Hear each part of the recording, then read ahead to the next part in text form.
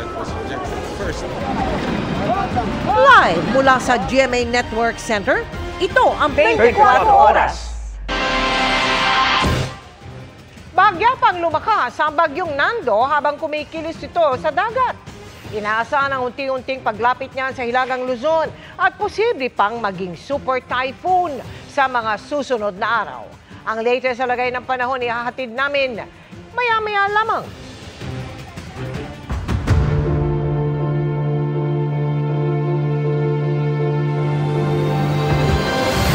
Magandang gabi po, Luzon, Visayas at Mindanao.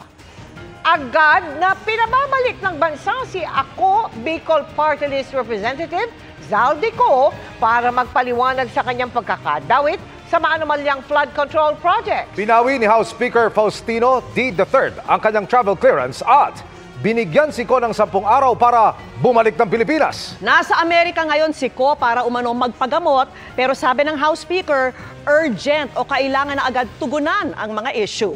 Nakatutok si Darlene Kai. Unti-unti nang nagkakalinaw kung paanong napaikutan at binali ang sistema kaya nagkaroon ng mga maanumalyang flood control projects. Daang iba ay ghost projects pa. Pero isa sa mga hinihintay ang pahayag ni Ako Bicol Party List Representative Zaldico, ang itinuturong pasimuno umano ng mga insertion sa budget para mapondohan ang mga nasabing proyekto. Mula kasi nang pumutok ang issue, nasa Amerika na raw siya para magpagamot at walang makapagsabi kung kailan babalik. I understand he is nasa United States siya for medical treatment with appropriate travel documents. Pero sa kanyang unang utos mula nang maluklok sa pwesto, binawi ng bagong upong House Speaker na si Bo GD ang travel clearance ni Ko. Inissue ni D ang Notice of Revocation of Travel Clearance na may petsang September 18, 2025 na agarang nagpapawalang bisa sa travel clearance ng Ako Bicol Party List Representative. Naayon daw ito sa interes ng publiko at dahil sa mga importanteng issue ng bansa na nangangailangan ng kanyang physical presence o personal na pagdalo sa Kongreso. At dahil urgent o kailangan na agad tugunan ng mga issue, binigyan si Ko ng 10 araw para bumalik sa Pilipinas. Kung hindi, maaari siyang patawan ng disciplinary action o gawa ng iba pang legal na hakbang. Hindi pa nagpapakita rito sa batasan si Representative Zaldico mula nang magbukas ang 20th Congress noong July 28. Nasa Amerika raw siya para sa medical leave kaugnay ng kanyang heart ailment o sakit sa puso. Si Ko ang dating chairman ng makapangyarihang House Appropriations Committee na pangunahing bumabalangkas sa budget. Inaakusahan siya ni Representative Toby Tiangco na nasa likod umano ng mahigit 13 billion pesos na insertion sa 2025 national budget. Binanggit din si Ko sa affidavit ng mag-asawang contractor na Curly at Sara Diskaya na pagdadalhan daw ng perang kinubra umano na mga kawani ng DPWH. Itinanggi na noon ni Ko ang mga paratang na ito. Isa rin si Ko sa nagtatag ng kumpanyang SunWest Inc., isa sa top 15 contractor na nakakorner ng mga flood control projects mula 2022 hanggang 2025. Nauna nang sinabi ni Ko na nag-divest na siya ng investment sa SunWest mula nang maging mambabatas noong 2019. Sabi ni Deputy Speaker Paulo Ortega kung hindi kaya ni Ko na bumalik sa Pilipinas dahil sa kanyang kalusugan, may iba namang paraan para sagutin ang issue. He can answer and he can make a statement via social media, Zoom, or a statement. Then if he's well enough and he can travel back, then I think he should travel back and just face the harapin niya to.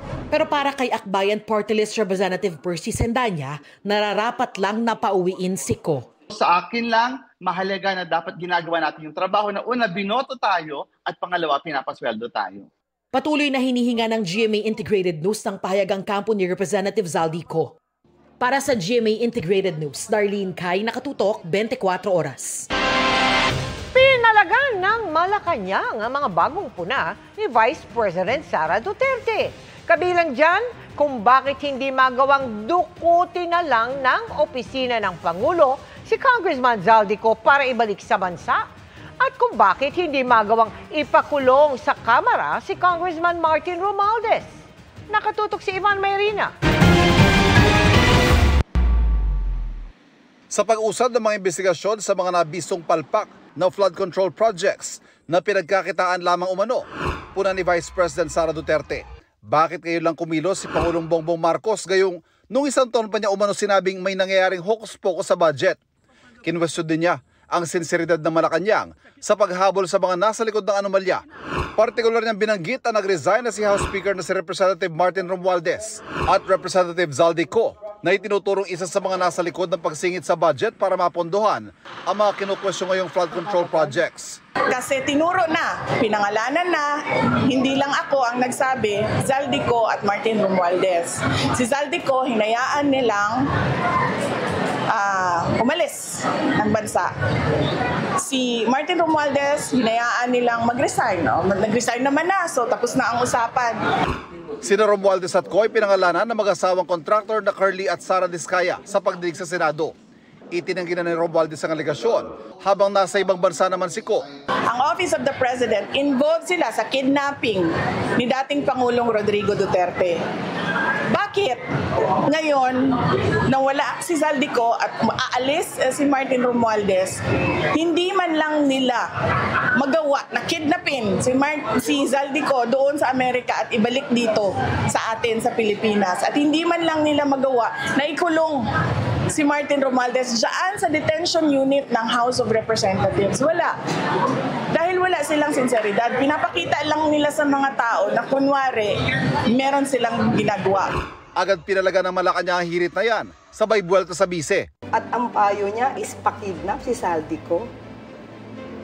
Another thing, it's illegal.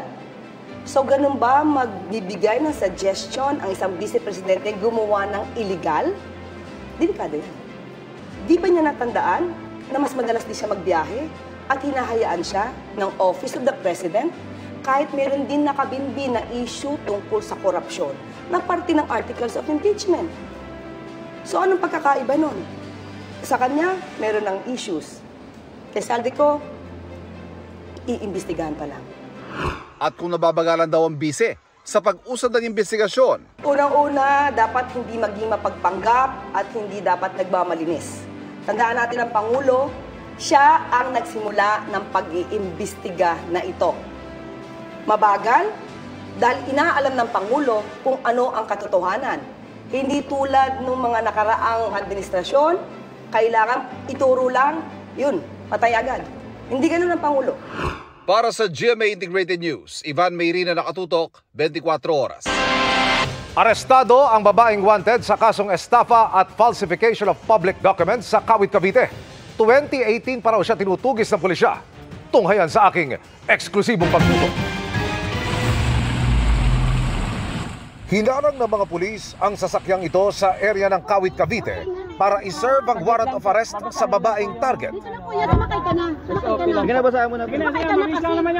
Ayon sa PNP Highway Patrol Group, wanted ang babae sa kasong estafa at falsification of public documents. Ilan taon nung nagtago ito bago niyo nahuli? 2018 pa, hinahanap ng inyong PNP HPG itong taon ito. Gumagamit umano siya ng iba't ibang pagkakakilanlan at namemeke ng registro ng mga sasakyan. Dinidispatch siya, kasama po yung kotse ng mga dokumento po ito. Lumabas din daw sa investigasyon ng mga pulis na pinapasahan ng mga nakaw na sasakyan ng suspect. At ito raw ang gagawa niya ng peking papeles sa kaagad na ibebenta.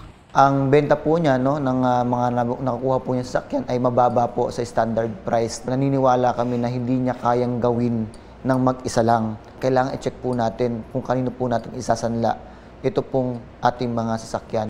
Wala pang pahayag ang suspect na ngayon nakakulong na sa detention cell ng PNP Highway Patrol Group sa Campo Crame. Para sa GMA Integrated News, Emil Sumangil, nakatutok, 24 oras. Silipin na natin ang paghahanda sa bagyong Nando ng mga taga-Cagayan. Pinatibay na ang mga bahay roon at may nakahanda ng backup na kuryente sakaling mag-brownout. Mula po sa Santa Ana, Cagayan, nakatutok live si Nico Juan. Nico.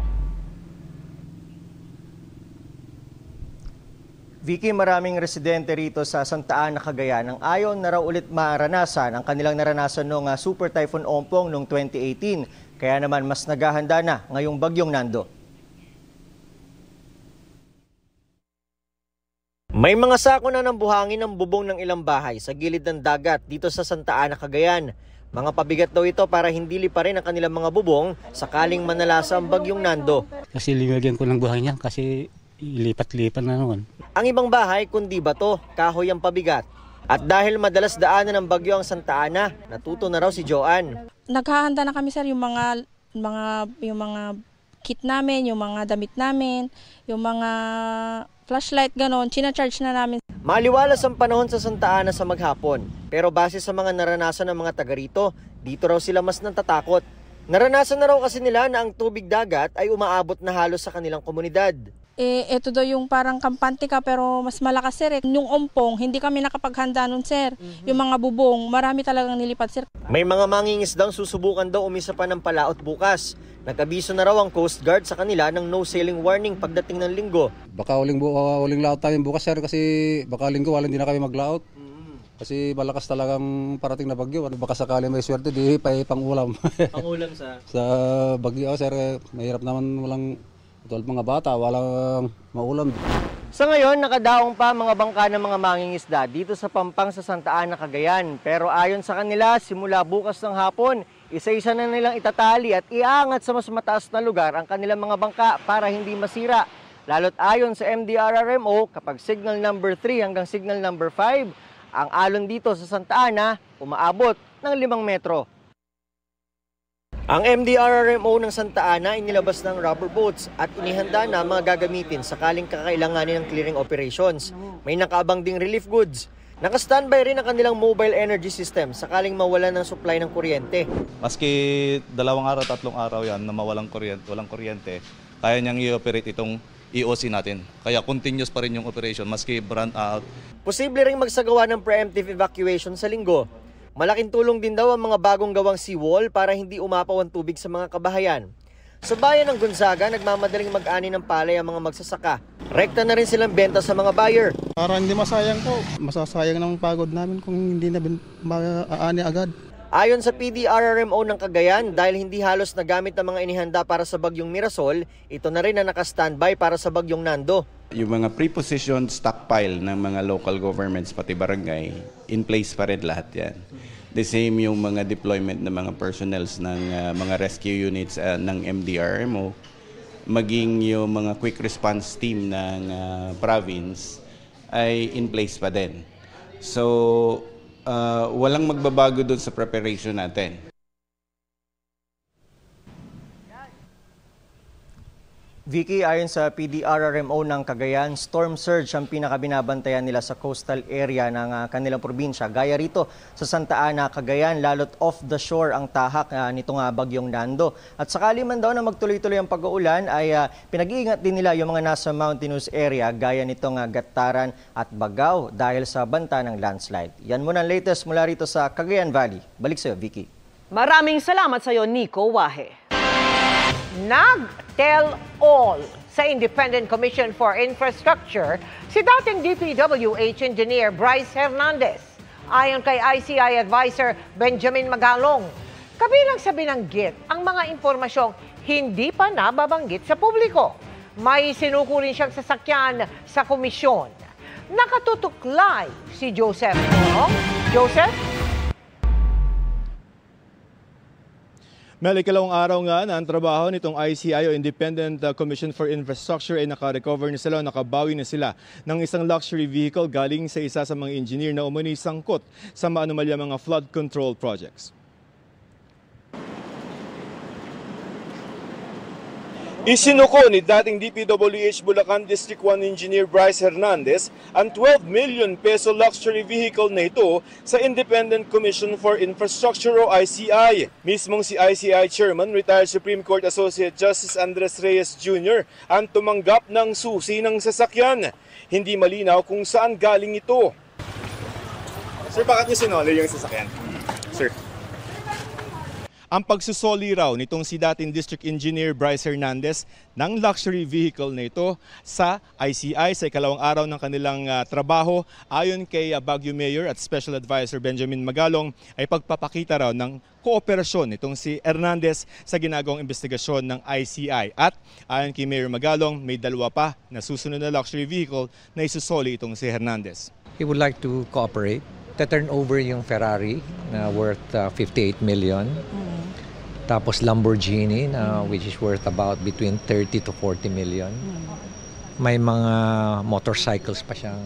Ilalagay sa kustodiya ng ICI ang mga sasakyan at ipapasubasta ang mga ito. Ayon kay Mayor Magalong, may impormasyon si Hernandez na sinabi sa ICI na hindi pa daw niya nababanggit sa ibang mga pagdinig.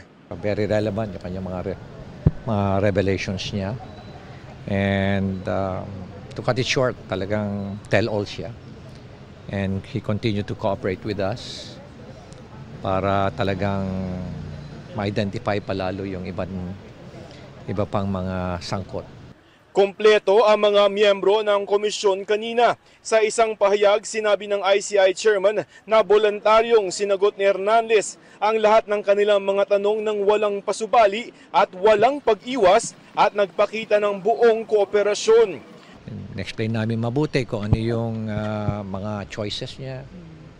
And then finally, he realized na better to cooperate with us sa ICI. Are we evaluating him to be a possible... Ay, hindi namin iniisip yan. Sa ngayon, hindi namin iniisip yan. Bukod kay Hernandez, humarap din sa ICI si dating Public Works Secretary Manuel Bonoan. For the meantime, siguro hintayin na lang natin si Chairman kung ano yung magandang kung ano yung mga na-reveal niya.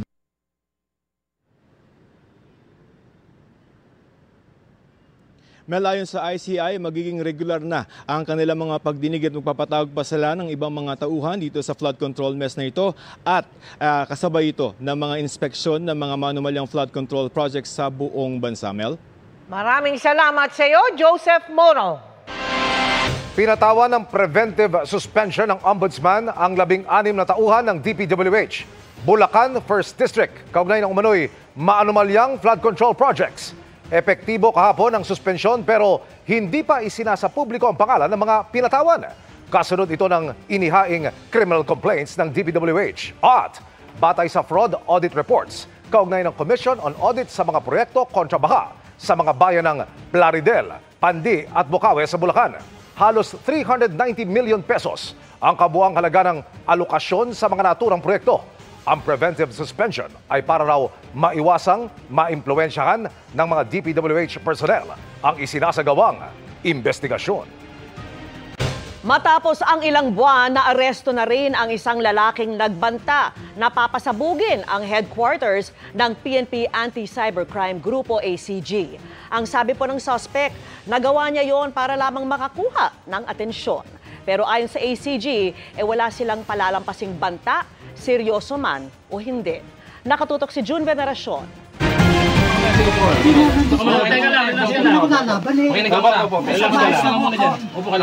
Dahil sa bantang pasasabugin ng headquarters ng Anti-Cybercrime Grupo ACG ng PNP, arestado ang lalaking ito sa Batangas City. Ako'y bibigyan ng pagkakataon. Gawin na aresto namin sa bisa ng isang warrant of arrest sa kasong grave threat. Gamit ang 3 Facebook account, nagpadala ng direct message Marso ng taong ito ang suspect sa social media page ng ACG na mayroong bomba at anumang oras ay sasabog kung hindi inaksyonan ang kanyang reklamo. Pero hindi naman malinaw kung ano ang nais niyang aksyonan. Inimbestigahan siya hanggang sa makilala at masampahan ng kaso. Ngayong buwan, naglabas ang warrant of arrest ng korte laban sa kanya dahil sa kasong grave threats na may kaugnayan sa Cybercrime Prevention Act. Dito, nagpapatunay na yung mga kababayan natin na magsasagawa ng mga ganitong activity ay talagang tsatsagain namin. Sabi ng suspect, kumukuha lang siya ng atensyon pero ang gusto lang niya talaga ay aksyonan ng mga otoridad ang umano'y surveillance at panggugulo na ginagawa sa kanya sa kanilang lugar. Pero magulo ang mga detalye ng kanyang reklamo. Pati nga sa loob ng kulungan ay may nagbabanta raw sa kanya. Naisip ko lang po kung sa post ako magpo-post ng gano'n.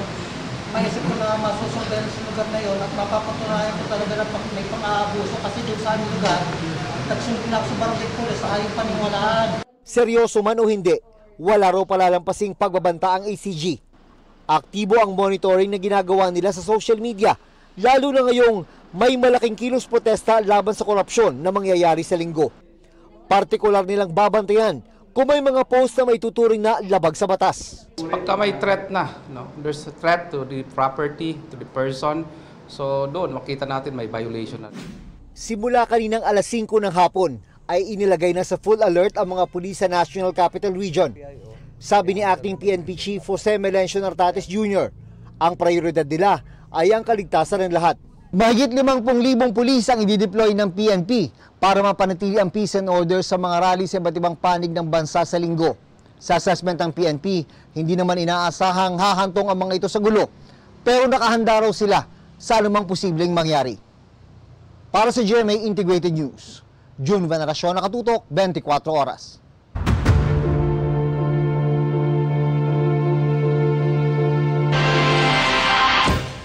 Di pa maituturing na lusot sa issue ng budget insertion sina Senador Jinggoy Estrada at Senador Joel Villanueva.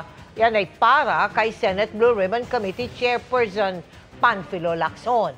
Pinayagan naman lumabas sa Senado si dating DPWH Engineer Bryce Hernandez ng isang araw para kumalap ng ebidensya sa kanyang mga alegasyon. Nakatutok si Sandra Aguinaldo. So hindi mo kilala si Senator Jinggoy at hindi ka nagdala ng pera sa kanya? Hindi po. Kahit po kay Bryce, wala po akong dinalang pera. Okay. So talagang safe ka na. Please, continue. Yan ang muling biro kahapon ni Senador Rodante Marcoleta kay Senador Jinggoy Estrada sa pagdinig ng Senate Blue Ribbon Committee ukol sa anomalya sa flood control projects. Pero kung si Senador Panfilo Lacson ang tatanungin, hindi pa pwedeng sabihing safe si Estrada. Gayon din si Senador Joel Villanueva na parehong naiugnay ni dating Bulacan 1st District Engineer Bryce Hernandez sa pagtanggap ng kickback. Kasi hindi pa nare-resolve yung sinasabi ni Bryce na nag-insert sila ng, in the case of Senator Jinggoy, yung 355 million sa Bulacan. Senator Joel naman, 600 million. Sirbihan ko na rin silang dalawa bago sila umalis na hindi pa nare-resolve ito. Sabi ni Lacson, tugma kasi sa nasa 2025 national budget o yung General Appropriations Act o GAA ang total na 355 million pesos insertions na umano'y ibinaba ni Senador Estrada sa 7 flood control projects sa Bulacan. Sa 355, tatlo yung napuntahan ng team ko, medyo may issue. May issue yung tatlo, okay. Lahat phase 3, pero hindi pa nasisimulan yung phase 1. Yung iba naman, phase 2 and phase 3, pinagsabay ang pagpupondo. Ang isang issue doon, meron na yatang parang nakapag-release na ng pondo sa phase 3. Pero teka muna, nasa phase 1 pa tayo. Parang ganon. So may issue talaga, may issue. Maging ang 600 million pesos na ayon kay Hernandez ay insertion ni Villanueva. Nakita rin ni Senador Sherwin Gatchalian na nasa unprogrammed appropriations ng 2023 budget. Ang unprogrammed appropriations ay bahagi ng pambansang budget pero wala pang nakalaan na pondo at walang detalye sa simula. Kung may babangga ang pondo o kita ay maaari na itong gamitin, bagamat dapat ay sa mahalagang gastusin lang ng gobyerno. Yung kay Senator Joel, totoo yung nahati sa 8 proyekto at nakapagtaka rin doon, lahat uniform 75 million bawat isang proyekto na 8. Pero sabi ni Lacson, may kailangan pang patunayan si Hernandez. May credibility na yung sinasabi niya, ito, in-insert nila, binaba sa aming District Engineering Office. At sila yung para sila yung mag-implement. Kaya lang yung issue naman ng talaga bang nagbigay siya ng komisyon doon sa 2 senador, yun na ipoprove niya ngayon, di ba? Kung meron siyang katibayan, ledger man o kung ano man, yun ang dapat maipakita. Para makuha ang umunay ebidensya, pinayagan ng Senado na lumabas bukas si Hernandez. Pero babalik din kinagabihan para ma-detain dahil sa pagkakasite sa kanya in contempt. Under escort, at hindi pwede mag-overnight para maghanap siya kung ano man yung pwede niyang hanapin. Itinanggi na ni Estrada na sangkot siya sa anomalya at tumaasa aniya ng patas at makatarungang investigasyon ng Independent Commission for Infrastructure. Sabi naman ni Villanueva, wala siyang kapangyarihan sa unprogrammed funds at hindi siya ang nagpasok ng proyekto roon. Wala aniya siyang kinalaman sa flood control projects at hindi siya nakatanggap ng kickback. Labanan na lang po natin ito sa tamang forum, sa korte. Ididemanda ko po sila. Para sa GMA Integrated News, Sandra Aguinaldo, Nakatutok, 24 Oras. Sumailalim na sa evaluation ng mag-asawang Curly at Sara Diskaya para malaman kung maaring ipasok sa Witness Protection Program.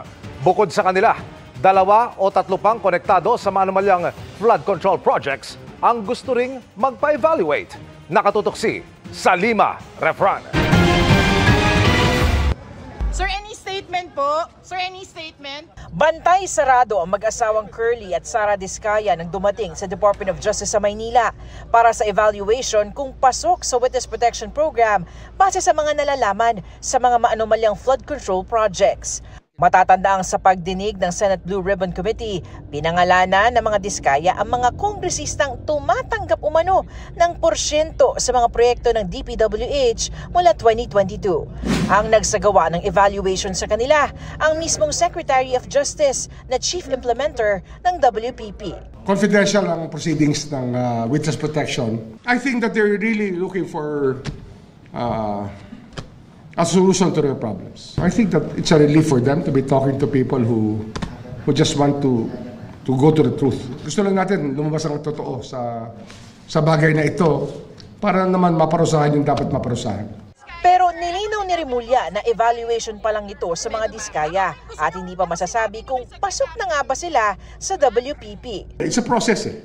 Wala naman dyan instant, walang instant dito. Sa ilalim ng Witness Protection, Security and Benefit Act o Republic Act 6981, maaari maging state witness ang isang taong kasama sa krimen kung pasok sa ilang requisitos. Dapat ang krimen kung saan gagamitin ang kanyang testimonya ay isang grave felony.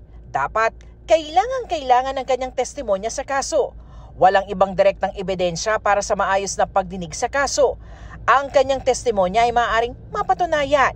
Hindi siya ang pinaka-guilty at hindi siya nahatulan sa anumang krimen na sangkot ang labis na kabuktutan. Yung state witness po kasi, we will find that out later on in the case. Pag meron na pong naka-file na kaso sa korte, we will have to move for the discharge of the witness to become a state witness. And that's when the state immunity comes in. Bukod sa mga Diskaya, may 2 hanggang 3 pa raw na konektado sa maanomalyang flood control projects ang naisumailalim sa WPP evaluation.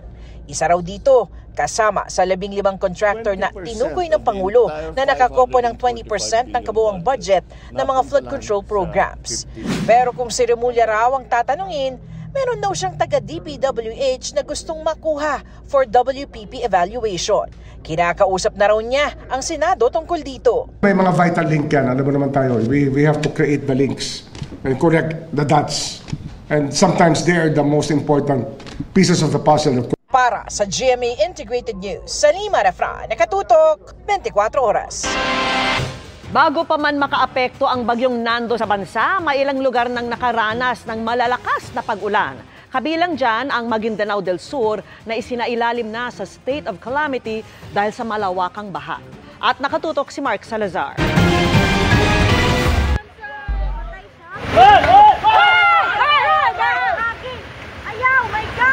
Pilit na pinigilan ng mga residente ang pagtawid ng motorsiklong yan sa spillway sa Valencia City, Bukidnon.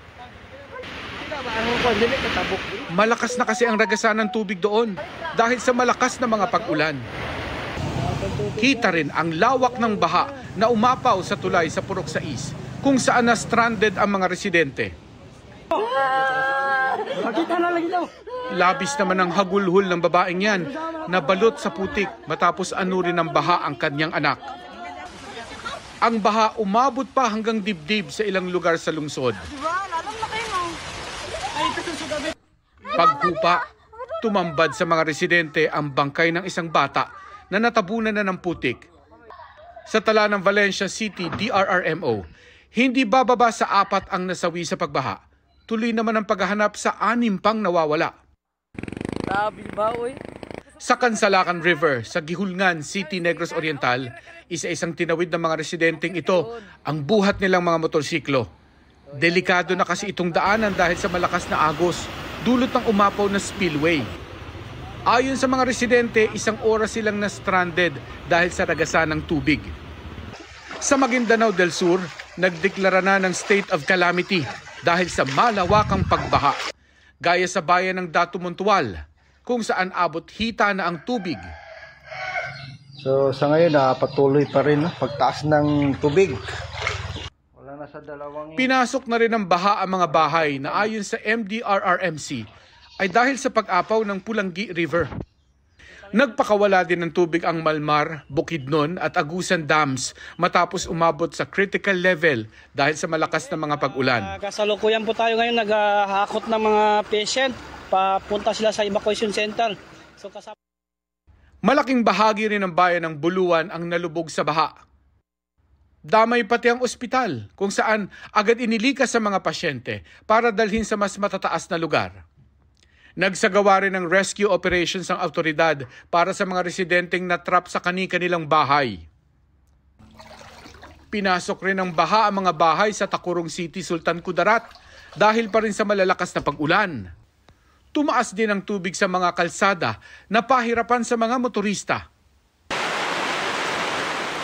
Kanya-kanyang silong naman sa mga tent ang mga dumalo sa Talakudong Festival dahil sa malakas na buhos ng ulan. Patuloy ang assessment ng CDRRMO sa mga apektadong lugar. Sa Curuan, Zamboanga City, nasa 40 individual, kabilang ang ilang bata ang inilikas dahil din sa baha na abot hita sa ilang kalsada. Apektado pati mga negosyo. Kasalukuyang nasa evacuation center ang mga apektadong pamilya. Ang mga pag-ulan sa ilang bahagi ng Mindanao dulot ng habagat at localized thunderstorms ayon sa Pag-asa. Sa dagat na sakop ng Dilasag sa Aurora, nasagip ang 4 na mangingisda nitong Miyerkules na 10 oras na umanong nagpapalutang-lutang sa dagat. Ayon sa mga nasagip, lumubog ang kanilang bangka nang lumaki ang mga alon Martes ng gabi sa kasagsagan ng bagyong Mirasol. Para sa GMA Integrated News, Mark Salazar, nakatutok 24 oras. At alamin na natin ang latest sa bagyong Nando na naging tropical storm at inaasahang mas lalakas pa sa mga susunod na araw. Ihahatid yan ni Amor La Rosa ng GMA Integrated News Weather Center. Amor, kamusta na ang magiging lagay ng panahon ngayong weekend? Salamat Vicky, mga kapuso, ngayong weekend unti-unti na pong magsisimulang lumapit ang bagyong Nando sa hilagang Luzon at posible pa rin lumakas yan bilang super typhoon. Nagbabadya ring humagupit ang habagat na palalakasin ng bagyong Nando.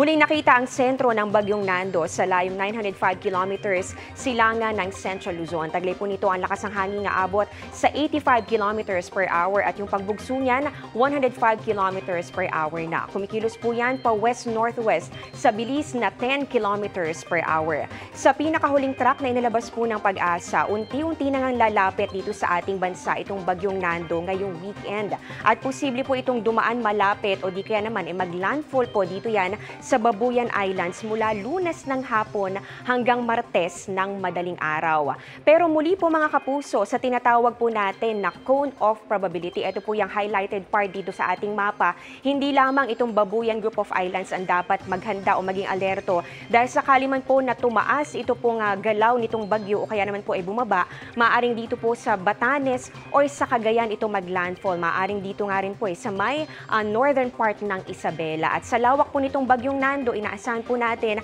na yung direktang epekto po niyan ay mararamdaman dito sa malaking bahagi ng Northern Luzon at pati na rin dyan po sa may Central Luzon.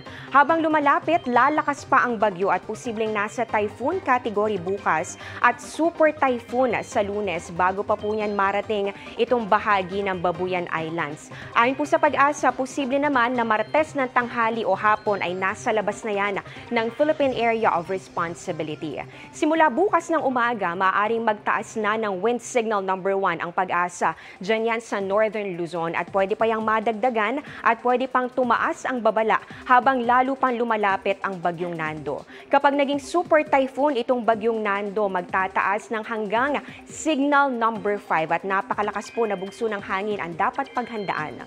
Palalakasin din ng bagyong Nando itong habagat, kaya kahit yung mga lugar na hindi po tinutumbok nito pong bagyong Nando, pwede pong makaranas pa rin ng maulang panahon at dapat po nating paghandaan din ito pong banta na mga pagbaha o landslide sa mga susunod na araw. Base sa datos ng Metro Weather, bukas ng umaga pwedeng maaliwalas pa sa malaking bahagi po ng ating bansa. At kung may mga pag-ulan man, yan po ay mga kalat-kalat lang at mga panandalian.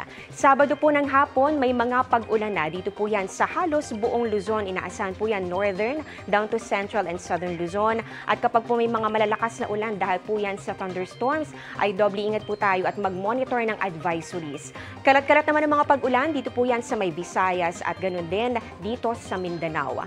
Linggo ng umaga, magsisimula ng maging maulap at makulimlim ang panahon sa malaking bahagi po ng ating bansa. At yung mga malawakang mga pag-ulan, posible po yung maranasan sa hapon na dito po yan sa malaking bahagi ng Luzon, Northern and Central Luzon, Calabarzon, Mimaropa and Bicol Region. Ganon din po dito sa may Zamboanga Peninsula, Caraga and Soc-Sargen at ilang bahagi pa ng Visayas. Dito naman sa Metro Manila, mataas din po ang tsansa ng ulan ngayong Sabado pati po sa Linggo at nakikita po natin yung mas maraming pag-ulan lalong-lalo na sa hapon o di kaya naman ay sa gabi. At ngayon tingnan naman natin sa Lunes, yung pinakamatitinding pag-ulan po na dala-dala nitong bagyong Nando nandito pa rin sa may extreme northern at northern Luzon. Kitang-kita po dito sa mapa, halos matakpan na po nitong bagyong Nando, itong northern at pati na rin po yung extreme northern Luzon. Yung mga nagkukulay pula, kulay orange and kulay pink, ibig sabihin po yan, heavy to intense at meron din po mga intense to torrential o yan po yung mga matitinding buhos at halos tuloy-tuloy na mga pag-ulan. Ang iba pang bahagi po ng Pilipinas, makakaranas din ng mga pag-ulan dahil din po yan sa epekto ng bagyo at ganoon din ng enhanced habagat. Mga kapuso, posible po na bukas ay medyo maaliwalas pa naman ang panahon pero gamitin po natin ang pagkakataong yan para makapaghanda dahil po yung mararamdaman po nating epekto ng bagyo at ng habagat, magsisimula po yan sa Linggo. Yan ang latest sa ating panahon. Ako po si Amor La Rosa para sa GMA Integrated News Weather Center. Maasahan anuman ang panahon. Nasa red alert na ang pagtugon sa emergency sa buong Ilocos Region dahil sa banta ng bagyong Nando. Ang latest doon tinutukan live ni Sandy Salvacio ng GMA Regional TV. Sandy? Mel, sa mga oras na ito ay on standby na ang lahat ng mga rescue at response team ng mga probinsya sa Ilocos Region. Habang maulap pa lang at wala pang ulan, pinagtatabas na ng mga tauhan ng City Hall at barangay ang mga puno sa Barangay 17 Tabug ng Batak City, Ilocos Norte. Delikado, kaya inaalis namin yung punong sa malapit sa kalsada.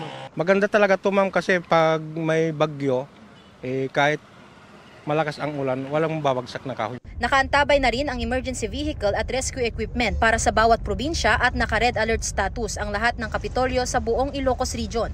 Handa na ring maglikas ng mga nakatira sa mga mabababang lugar at mga baybayin o tabing ilog bago ang pagdating ng bagyong Nando. Especially sa mga areas na susceptible ng flooding, yung rain-induced landslide. Yung mga malalapit sa mga river systems din ay maaring mag-swell, kaya unahan na natin. Pati ipapamahaging relief goods na mga babagyuhin ay nakahanda na.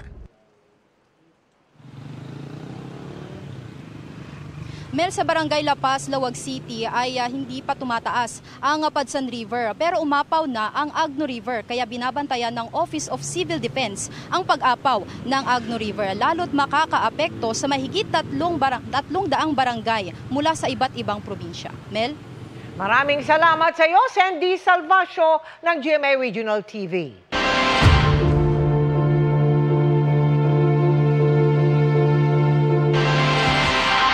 Bigong matagpuan ng NBI at DPWH sa dapat na lokasyon ang 5 flood control project sa Bulacan na dineklara ng fully paid o kompleto. Isunumiti na sa Justice Department ang paunang findings tungkol sa mga bagong diskubring ghost project umano. At nakatutok si John Consulta. Sa ocular inspection ng NBI Bulacan at ng DPWH sa mga flood control projects sa lalawigan, gumamit sila ng geotagging para matunton ang mga dapat na kinaroroonan ng mga proyekto. Sa papel, fully paid o completed na dapat ang mga ito. Pero sa kanilang pag-iikot, wala man lang bakas ng kahit anong proyekto. Meron tayong magandang kaso against yung personalities involved. DPWH officer and contractors. Bulacan, nakita na po namin talagang positive yung investigation natin, merong nangyaring kababalaghan. Ang daming ghost project, ang daming yung hindi tama yung pagkakagawa, substandard. Ayon sa source ng GMA Integrated News, 5 anilay bagong ghost flood control projects ang nabisto na halos kalahating bilyong piso ang halaga. Halos lahat nakapangalan sa Sims Construction ni Sally Santos na nasa sentro ng kontrobersya sa mga naunang napaulat na ghost project sa Bulacan. Kanina, isinumite ng NBI sa DOJ ang kanilang initial findings at rekomendasyon kaugnay sa 5 bagong ghost flood control projects. Plano rin nila itong isumite sa Ombudsman para makapaghain ng kaso sa Sandigan Bayan. Ang GRAP Court ay sa mga empleyado lamang, salary grade 27 up. But then, if they are in cahoots with private individuals, the private individual shall be included dun sa kaso sa Ombudsman. I-evaluate natin yan, but we will have to look at the jurisdictional matters first. Papa-evaluate din natin yan sa ating office, the people in the leadership. Kasi nga, we have a MOA with the Ombudsman. We cannot prosecute everything. The Ombudsman is the lead when it comes to graft and corruption. We can do preliminary matters, and if they tell us, please turn over all the matters, all the information to us, we will do that. Inaasahan na matatagdagan pa ang listahan ng NBI habang patuloy ang pag-iikot nila sa lalawigan ng Bulacan. Para sa GMA Integrated News, John Consulta, nakatutok 24 oras. Mahigit 50,000 pulis na nagbabantay sa buong bansa bago ang mga malakihang kilos protesta sa Linggo sa EDSA, Luneta at mga liwasan sa ilang probinsya. Ang paghahanda sa mga rally, tinutukan ni Oscar Oida.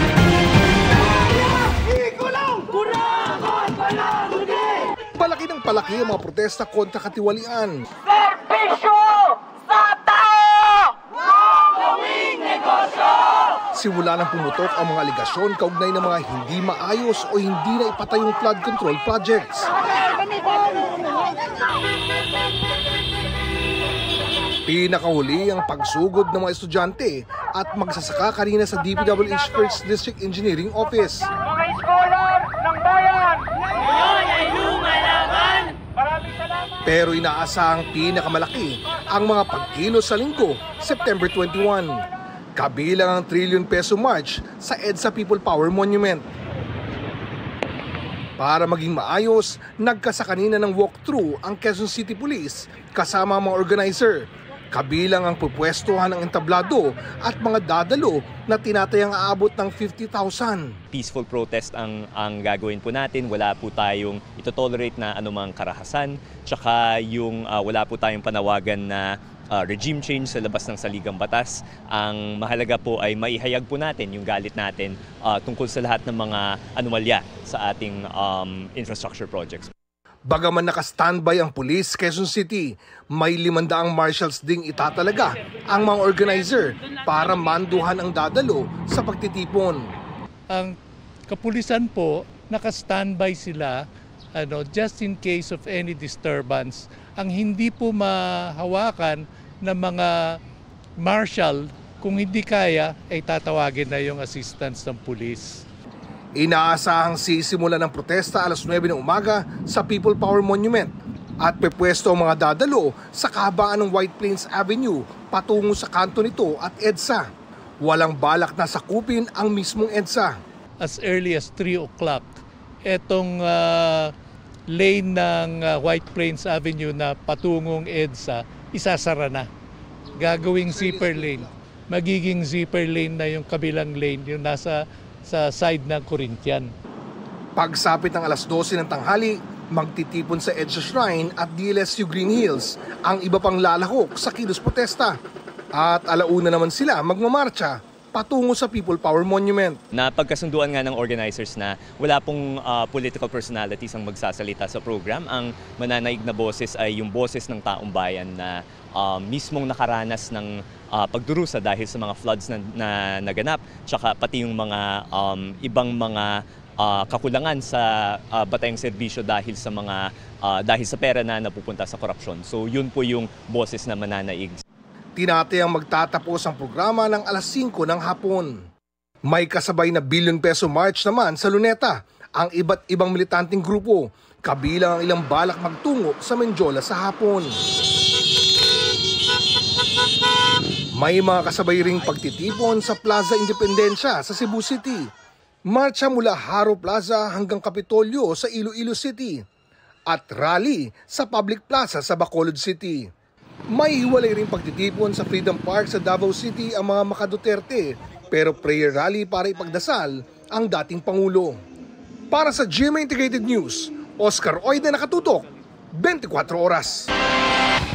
Mga kapuso, kulang 2 linggo na lamang magbubukas na ang NCAA Season 101 kaya pasiklaban na sa pep rally ang NCAA schools. Bukod sa bagong format sa men's basketball, may bagong logo rin ng season at Olympic sports na madaragdag. Nakatutok si Martin Javier. New look for a new era. Ang dala ng bagong logo para sa NCAA Season 101. Napili ito sa NCAA Logo Making Contest. It connotes dynamism. The infinity sign means that it's a continuous commitment, continuous development. Present sa event ang NCAA Management Committee at ilang kinatawan ng Philippine Sports Commission. Kabilang ang PSC Chairman na si Patrick Gregorio. Formal na ring nilagdaan ang partnership ng NCAA at PSC. NCAA has agreed to adopt and present new Olympic sports. New sports in the NCAA calendar. Initially, boxing, golf, shooting, and weightlifting. Full force rin ang suporta ng mga estudyante sa pep rally ng ilang NCAA schools. Building greatness ang misyon ng host school at men's basketball defending champions, Mapua University. Ready na rin ang Mapua na depensahan ang kanilang basketball championship. Gutom rin ako na mag-champion, kasama rin sila. Rally with the Champions naman ang naging tema ng pep rally sa San Beda University. This season we are planning to be more united. Hindi lang basta overall championship. Individual, magiging champion din kami. Nagtapos ito sa isang ceremonial bonfire. Mainit naman ang naging pagtanggap ng student body sa mga atleta ng Emilio Aguinaldo College. Alab General ang kanilang naging tema para raw sa mainit na pagpasok sa season. Ito na yung season na kailangan na naming makuha yung goal namin. So talagang pinagandahan po namin to. Para sa GMA Integrated News, Martin Javier, nakatutok, 24 oras. Papunta pa lang tayo sa exciting part. Yan ang masasabi ni Sangretera o Bianco Umali sa mga intense na pangyayari kagabi. Sa Encantadia Chronicles Sangre, ngayong natalo ni Zaur ang mga kambaldiwa. Ang pasilip sa ilan sa mga eksena ngayong gabi, ichichika ni Nelson Canlas. Damhin mo ang daluyong ng aking boss!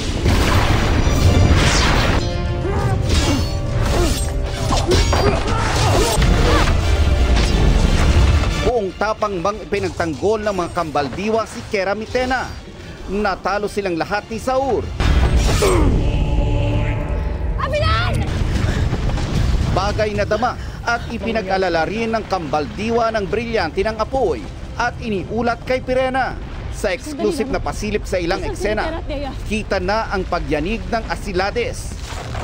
Ang mga punoy bumagsak, ang lupa'y bumuka. At balisa na ang mga tao. Sa gitna ng gulo, mabibisto na ni Pirena ang mga kinuha sa kanya ni Dea. Nasaan si Tera? Ano ang mangyayari sa kanya, pati na kay Tera? Samantala sa Lireo, sina Saur at Edno na ba ang mga bagong pinuno? Hatiri ng pagtanggap ng mga mamamayan. At sa gitna ng pagdududa, mabibisto na ba ang isang lihim? Ano ang mangyayari kay Keramitena? Ang tanong, sa gitna ng nababalot na kaguluhan, sino ang tunay na mangingibabaw sa Encantadia? Sabi nga ni Bianca Umali sa GMA Integrated News. Papunta pa lang talaga sa exciting part. In fact, malayo pa. Pero magsisimula na yung mga, yung adventure. Handa na nga raw sila kasama ang mga kapwa sangre at co-stars sa mga hamon ng susunod na yugto sa Encantadia Chronicles Sangre. It actually makes it more exciting this time around. Kasi, again, katulad na sinabi ni Kelvin, mas kabisado na namin yung characters namin, and yet we were given more room to actually play with the characters and to give more life into the story. Nelson Canlas updated sa Showbiz Happenings. At yan na mga balita ngayong Biyernes, 77 araw na lang, Pasko na. Ako po si Mel Tiangco. Ako naman po si Vicky Morales para sa mas malaking misyon. Para sa mas malawak na paglilingkod sa bayan, ako po si Emil Sumangit. Mula sa GMA Integrated News, ang News Authority ng Pilipino. Nakatuto kami 24 oras. Ganda ng colors.